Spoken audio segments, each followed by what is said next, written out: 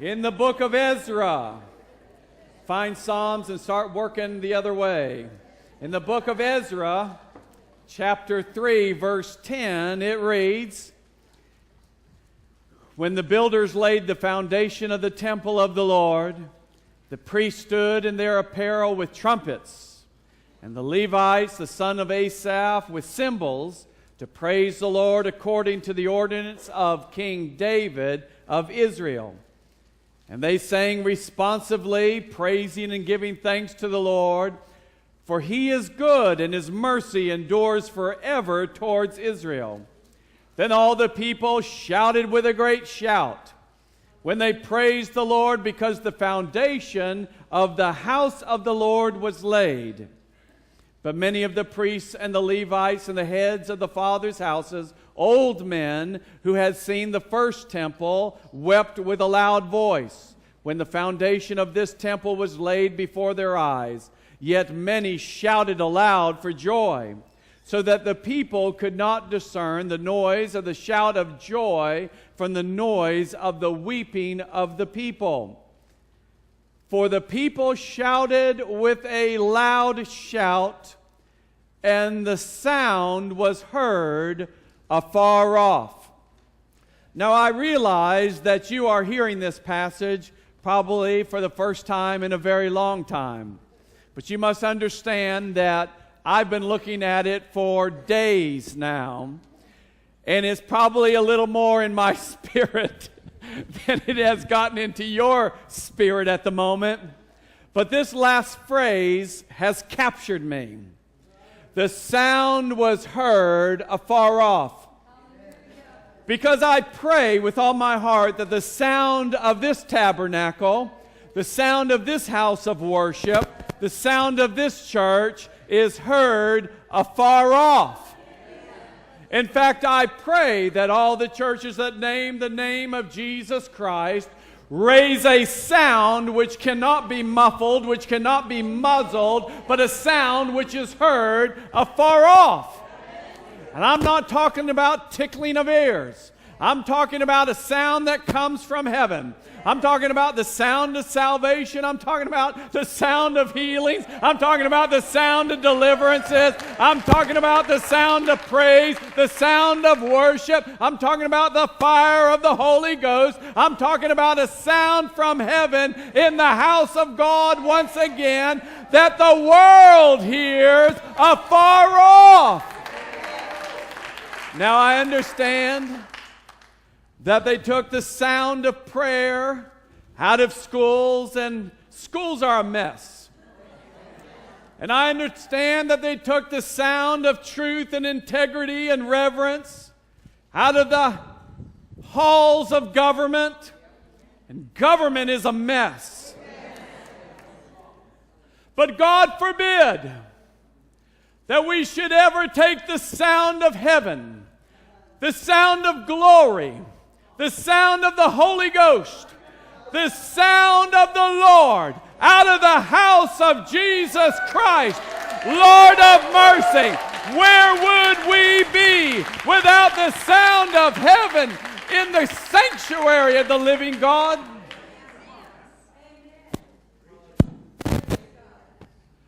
We've taken so much out that there's almost no difference anymore. When people are stuck in mire, is that me beeping? That's not the sound I wanted. Hallelujah.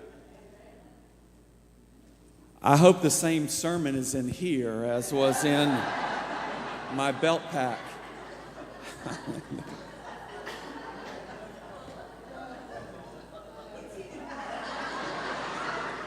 Hallelujah. Oh, Debbie says, this is her mic. Look out, everybody.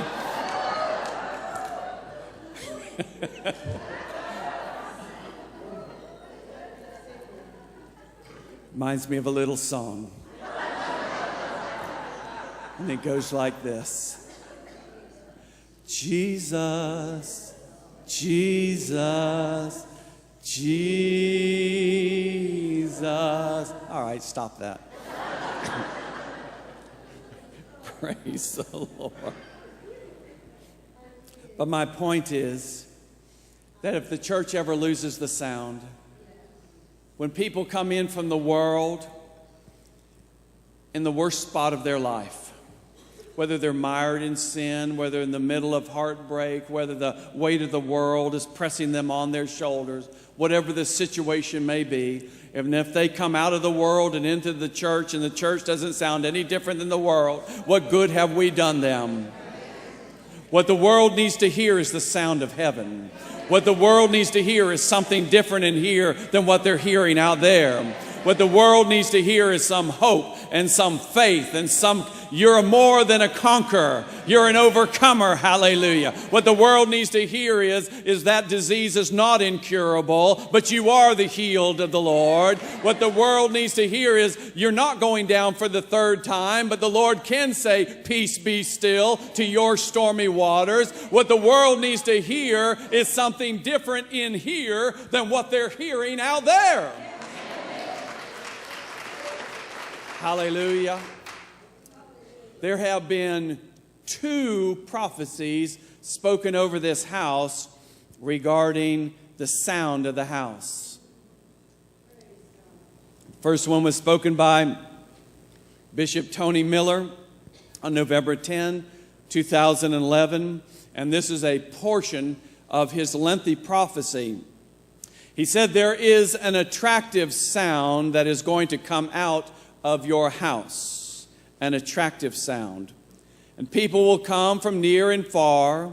I'm going to prophesy to you that it will not be unusual for people to drive 60 and 75 miles to be a part of your church, because there is an attractive sound that is going to attract certain people to that house. But in the place where you are, God said, I set you in that place because I will take the barren land and make it fruitful. He's going to turn what looked like desert into a garden. Hallelujah. Hallelujah.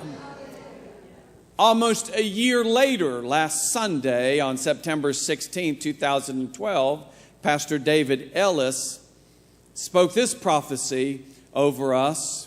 And he assured me after the service, he said, I saw the bishop's prophecy on the table. Now, he doesn't know Bishop Tony, but he said, I saw it on the table. He said, I purposely did not read it because I wanted what the Lord would drop into my heart to be a fresh word. But this is what he said by the Lord. Rivers of your presence flow in this place.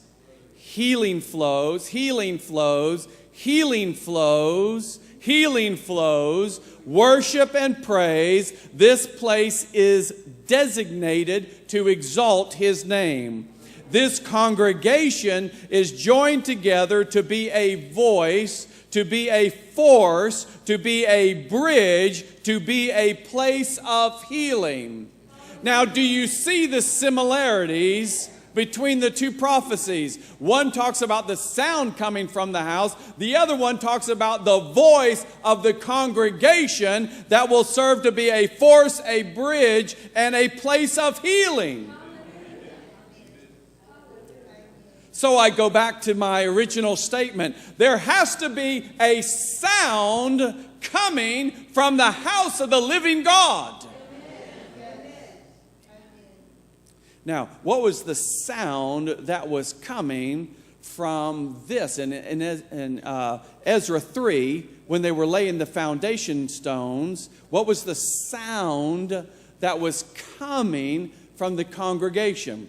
Well, we know it was from Psalms 118. Look in Ezra 3 and 11. It references Psalms 118. And in fact, they would recite the entire psalm. Ezra 3 and 11, it says, and they sang responsively, praising and giving thanks to the Lord. And here they go to Psalms 118, verse 1. For He is good, for His mercy endures forever towards Israel. Then all the people shouted with a great shout when they praised the Lord, because the foundation of the house of the Lord was laid. Now, the context is very important here because when you look at Psalms 118, you realize that it is a significant psalm in the national life of Israel. Psalms 118 was recited in its entirety at the laying of the foundation stones of the reconstructed temple. Psalms 118 was recited when the Lord Jesus was making his triumphal entry into Jerusalem. Psalms 118, scholars say, is probably the psalm that Jesus sung at his Last Supper before he went to the cross. And it will be Psalms 118 that the nation recites when Jesus returns, because he told us in Matthew 23 and 39, he said, I say unto you, you shall not see me again henceforth till ye shall say, blessed is he that cometh in the name of the Lord. That's Psalms 118. Blessed is he that cometh in the name of the Lord. So this psalm has a deep historical significance. It has a spiritual significance. So I have to ask, why? What is the point of making a declaration over your house? What is the point that they felt like they had to recite this over and over and over again at the most crucial points of history in their nation's identification? Well, if we go back to Psalms 118, verse 1, it says, Oh, give thanks to the Lord, for he is good, and his mercy endures forever. Verse 2, let Israel say, let his mercy endure forever. Let the house of Aaron say, let his mercy endureth forever. Now let them that fear the Lord say, let his mercy endureth forever. In fact, let us say today, let his mercy endureth forever. Say it one more time. Let his mercy endureth forever. Why is that so important? Because what you say is who you become. Your faith-filled words frame your world. What you say is what you become. In Psalms 118 and verse 15, it says, the voice of rejoicing and salvation is in the tabernacles of the righteous. Go back to what Pastor David Ellis said. He said, worship and praise. This place is designated to exalt his name. This congregation is joined together to be a voice, to be a force, to be a bridge, and to be a place of healing. Hallelujah. Hallelujah. Hallelujah. Sound is powerful.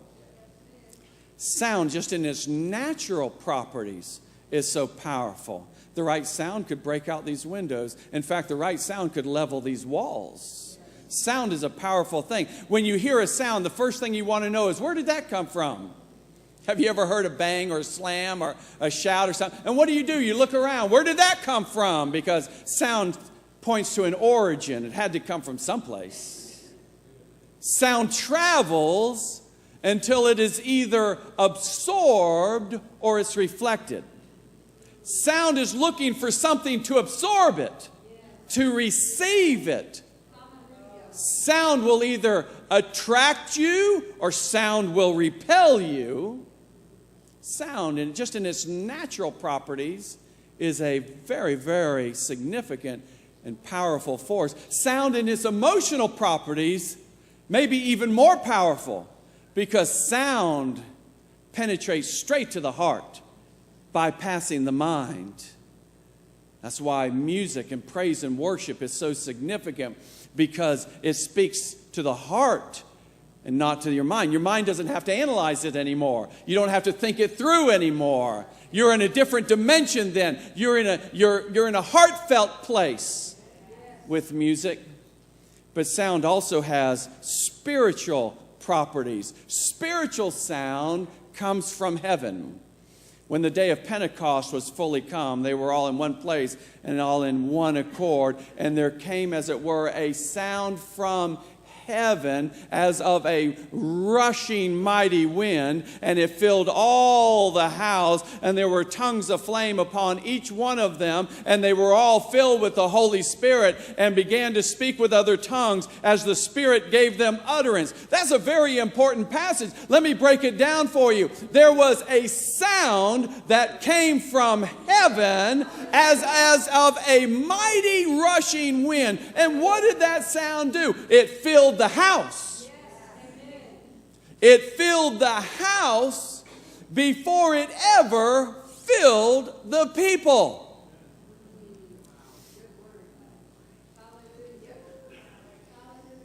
If the sound is not in the house, it won't be in the people.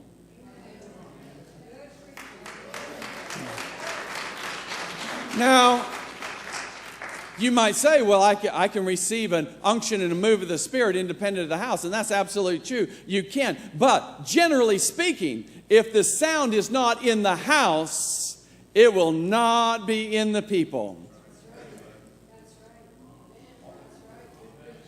Did y'all just hear what I said? If it's not in the house, if the people don't hear it in the house, they're not going to get it. Bishop Tony said an attractive sound is going to be in the house that is going to attract certain people to that house. Then Pastor David said, worship and praise, this place is designated to exalt his name. The congregation is joined together to be a voice, to be a force, to be a bridge, to be a place of healing. Now, listen to this. You have to get this point. In Ezra 3, verse 10, when the builders laid the foundation of the temple of the Lord, the priests stood in their apparel and trumpets, and the Levites and the sons of Asaph with cymbals to praise the Lord, according to the ordinance of David, the king of Israel. Verse 11, and they sang responsively, praising and giving thanks to the Lord, saying, for he is good, for his mercy endures forever towards Israel. Then all the people shouted with a great shout when they praised the Lord, because the foundation of the house of the Lord was laid. The point is, sound comes from foundations. Sound comes from foundations. It was when the foundation stones was laid that the sound of the people was raised up. Now, going back to the prophecy, Pastor David said there's 4 foundation stones that he recognized, and I laid them against the foundation stones I was already aware of in the house of God, in this house. Now listen to this. He said the first one is this congregation will be a voice. God spoke to my heart before we ever started the church, and he said, build a house of worship. Pastor David said, this congregation will be a voice. And immediately I knew that was a confirmation. Build a house of worship. Amen. Declare the goodness and the faithfulness of God. Teach the principles of faith. Proclaim the gospel throughout the world. Reveal throughout the world all the benefits of kingdom citizenship that have come through the cross. Be a voice. Be a voice. Build a house of worship, says the Lord. Then Pastor David said that this congregation will be a force. Second thing that God spoke to me about building this church was, he said, reveal the Holy Spirit. This congregation will be a force. The force that we need to operate in is the anointing of the Holy Spirit. This congregation will be a force to demonstrate the operation of the Holy Spirit. This congregation will be a force to pray and to worship as directed by the Holy Spirit. That when we gather together, we can yield to the anointing and the direction of the Holy Spirit to be a force of worship and praise, this congregation will be a bridge. The vision that God gave Debbie and I regarding this church is to help people find their God-given purpose in life. In other words, to be a bridge from where they're at to where God is calling them to. You see how all this comes together? Glory to God. To get people from where they're at to where God would have them be. And finally, this is to be a place of healing. Every service, I don't know if I can say 100%, but close to it, every service that we have ever had, we have prayed the prayer of healing over the house of God. We believe it. We stand on it.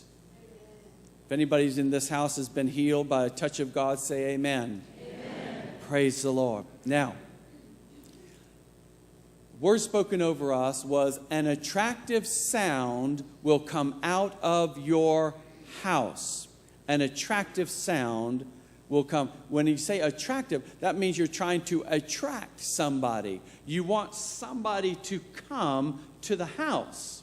You're trying to like a magnet, to bring them in because they find it attractive, so they come to it. An attractive sound will come out of this house. Let me tell you what this house is trying to attract. We are trying to attract exactly the picture that we see in heaven. Let me read you something. And they sang a new song, saying in Revelations 5 and 9, "You are worthy to take the scroll and to open its seals, for you were slain and have redeemed us to God by your blood out of every tribe and tongue and people and nation." That's exactly who I want to see in this house. I want to see a picture of heaven and earth. If we're going to pray, "Thy kingdom come, thy will be done," I want to see the kingdom of heaven in this house every Sunday morning, every Wednesday night, every time the doors are open. I want to see every tribe and every tongue and every people and every nation in this house. You bet I do. You bet I do.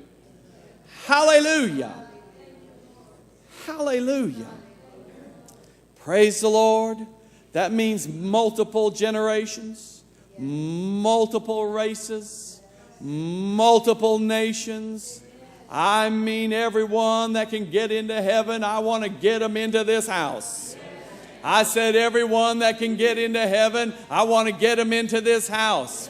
I want to see every line crossed, glory to God, generational lines, cultural lines, racial lines, language lines, nation lines. Come on, church, are you with me? I want to see this house filled with every color of skin, every nation background, every language. I want to see it full. I want to see it full. Hallelujah. I want to see it full. Hallelujah.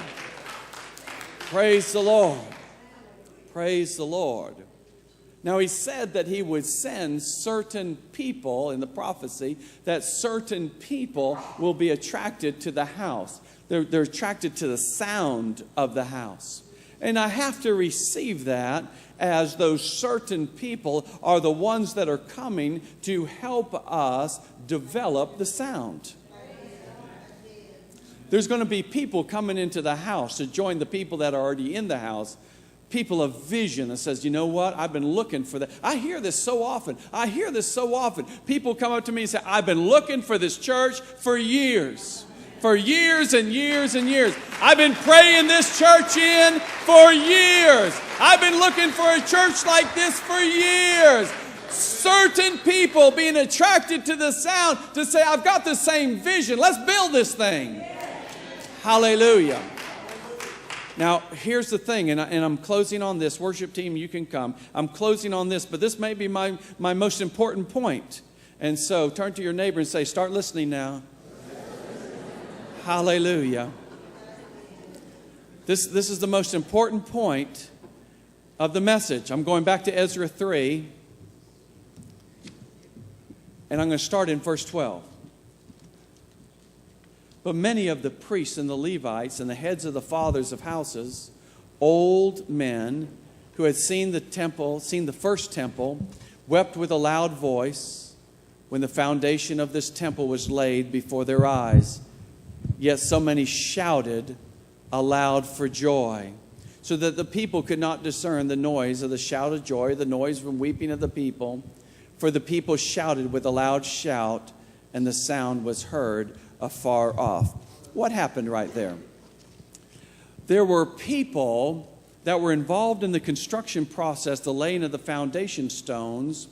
There were people that had seen the previous temple in its glory, Solomon's temple, before it was knocked down in the invasion. There were people that had seen the former glory, and when they saw these foundation stones laid down, they wept because they thought, this doesn't measure up to what was, to what had been. And so they wept. And yet there were also people, perhaps those who had never seen the former temple, but were so excited to be back in Jerusalem building a new temple. And those people, it says, they were shouting aloud for joy. So some were crying loudly, and some were shouting with joy loudly.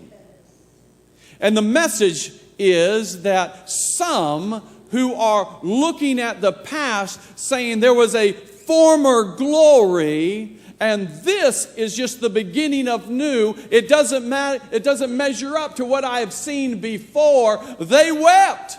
Why? Because they were living back there. There were some who said, this is the best thing I've ever seen.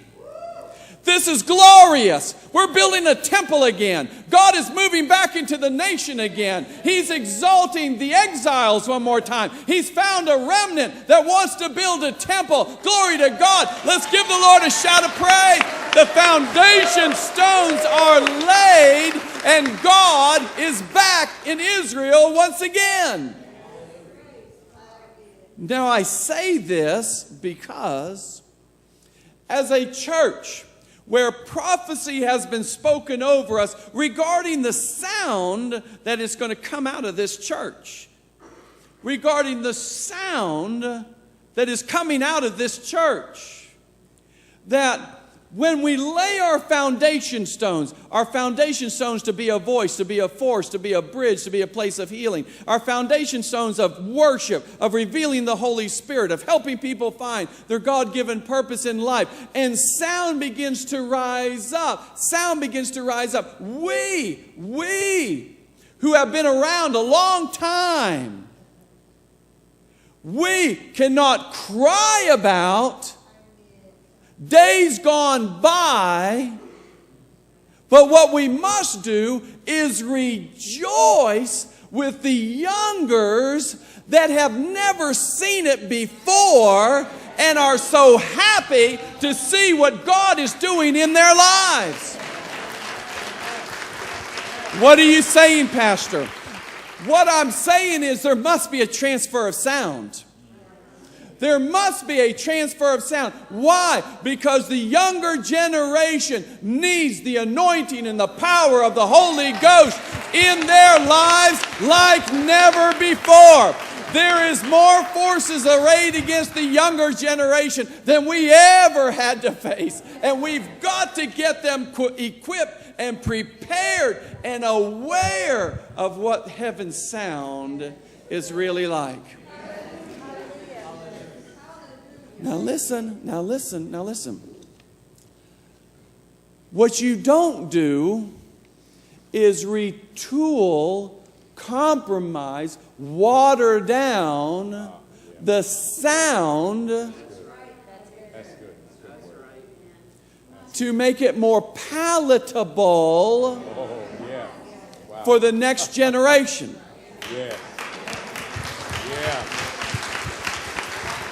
Because if Psalm 118 worked at the laying of the foundation, And Psalm 118 worked at the triumphal entry of Jesus Christ. And Psalm 118 worked at the Last Supper. And Psalm 118 will work when the Lord comes back. There's no reason to change the message. There's no reason to water it down. There's no reason to retool it. All we have to do is be responsible with the sound that God has given us to make sure it transfers to the next generation.